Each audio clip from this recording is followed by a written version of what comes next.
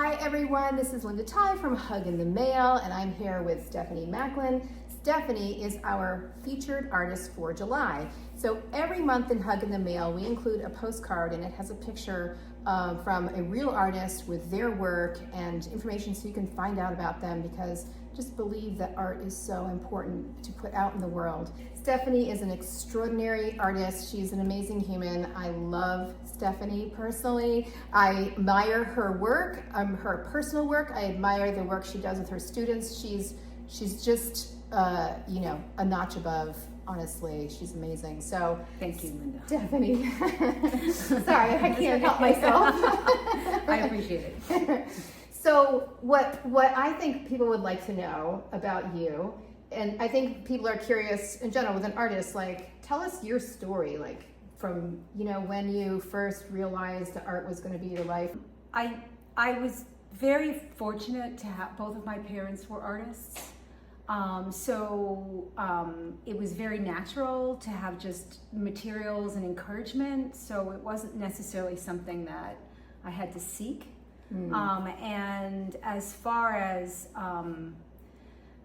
creativity, obviously it was encouraged, but also I was like the kind of kid that would rather make a toy than buy a toy and like just kind of create a whole world around it. So the whole day might be filled with like making something and then, making a house for it and then, creating a world. That. Yeah. That's so amazing. And my grandmother also sewed, so I think that kind of brought it all into all the pieces together in terms of being able to be encouraged and allowed to use that sort of equipment early on. It was just a natural progression of all of that. And then, so you decided to go to art school. Yeah, so I entered as a graphic design major. At Mass Art, and I think within the first year, wasn't until second year that I changed my major, but within the first year I was like, ooh, I don't want to do this. So I switched to fashion design. For years I worked in interior design. I did costume design and in and around fashion design, but not necessarily immersed in that industry. So then from there, so you did interior design, and when did you start teaching? What was that? Teaching was so strange. Teaching was something that I never set out to do. I kept getting asked to do art programs. When my first daughter was very little, I was asked to do a program at Longfellow, a summer camp. And after that I ran into a friend and they're like, oh, you're doing this there? You should come do this over here. So I was working for Charles River Creative Arts for a while, and then I ran into another friend and she said, hey, what you're doing there sounds like what they need at Walnut Hill. And that's how I ended up here. Wow. It found me. I am not surprised. Because Stephanie, like I said, she's just an extraordinary teacher, and the work that her students do it blows your mind, honestly. And there are great artists and there are great teachers, but not everybody can do both, and Stephanie does both. So tell us a little bit about teaching here at Walnut Hill. We're actually here in the Walnut Hill studio, which is fun. Yeah, so at Walnut Hill, I have a mixed bag of abilities and ages in my class. So we kind of start, everybody starts, starts in the same place, but obviously it's tiered. So you can take the class more than once, and the levels are sort of tiered within the program. But I understand that not all of them are here to be fashion designers or learn how to make clothes. A lot of them are here just for the experience. So I might have one kid that I get once, and then one kid I get every semester for the entire 4 years they're here. So it depends on, I try to work with them and just scale it to what they're looking to get out of the class. And really, it's not necessarily about fashion design, it's more about like learning to think three-dimensionally, learning to actually connect the practicality of a garment versus just the artistry of it. And our kids, it's very natural for them to want to make things beautiful. So it's a pretty good sweet spot for me. Yeah, I can imagine. Stephanie, really, I always marvel. She does a fashion show at the end of each semester to show off the work. And, you know, it's not surprising to see somebody in a gorgeous dress, and then you get close to it and it's like plastic rubber gloves, or, you know, so the way that you bring sculpture and all kinds of mixed material into the fashion, I think is extraordinary. I really do. I think because these kids are so high level that it's like it's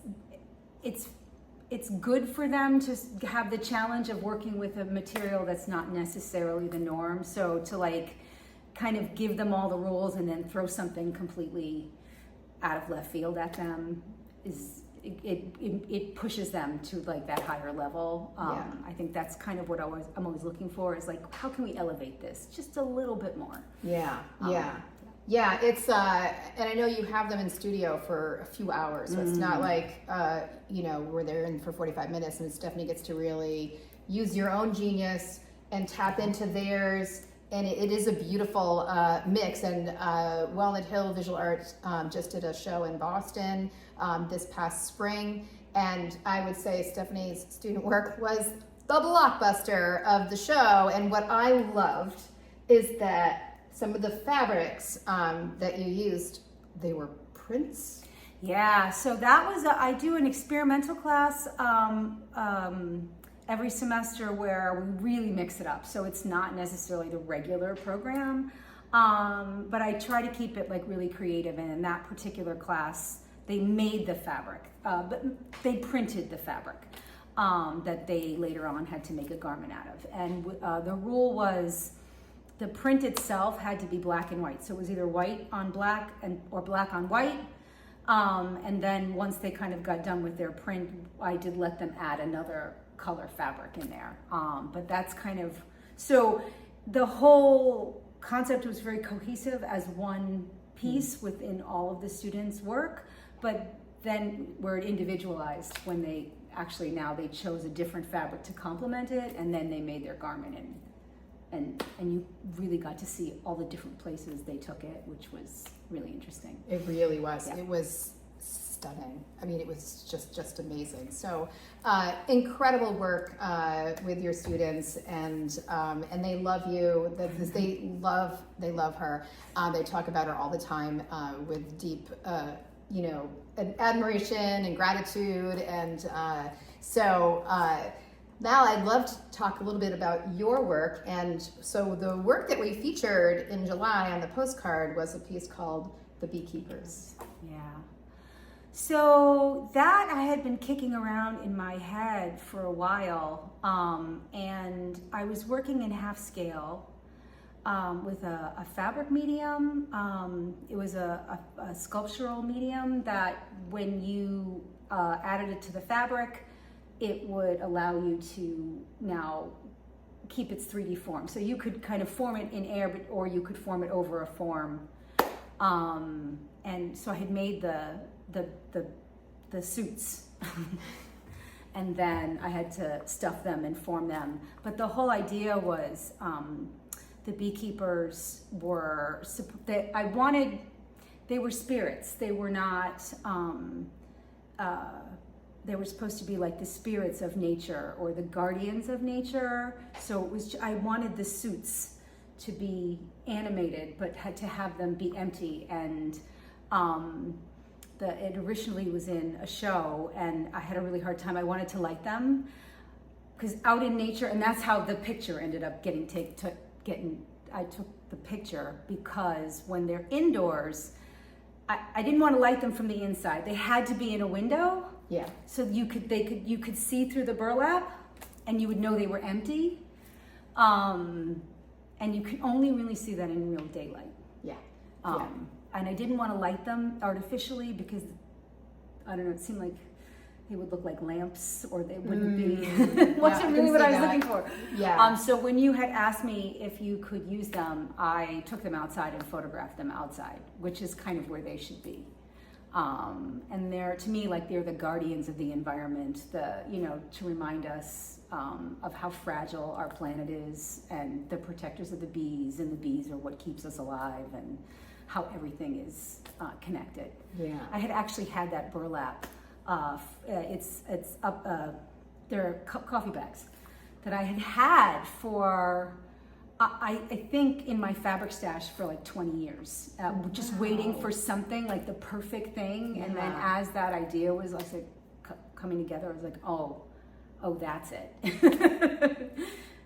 Yeah, I love that. I love that you, for spirits that are keepers of the environment, I love that you used upcycled material. And they're really wonderful, and they are hollow inside. It does make you feel like they're spirits. It really reads that way, and they are animated. So I really love that piece. Thank you, Stephanie, so much for this conversation. I love that we were able to showcase the Beekeepers to our subscribers. The beautiful thing about the postcard in Hug in the Mail is that somebody will have it in their hands, and then they write a note and they send it off to somebody else. So I love that the spirits who are guarding nature are being passed along. I love that too. Yeah, it's really great. So thank you so much. Thank you. Thank I you. appreciate you having me.